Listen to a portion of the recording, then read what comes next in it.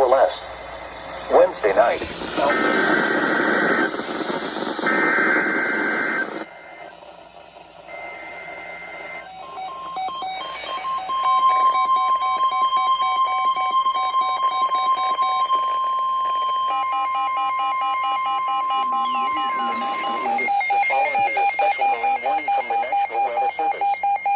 The National Weather Service in Chicago has issued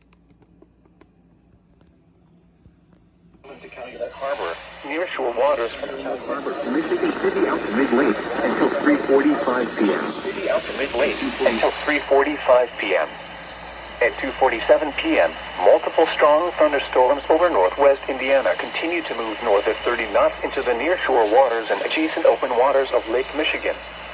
Hazard, wind gusts 34 knots or greater and small hail. Source, radar indicated. Impact, small craft could be damaged and briefly higher winds and suddenly higher waves. Locations impacted include Calumet Harbor, Jackson Park Harbor, Michigan City Harbor, Burns Harbor, and Indiana Harbor.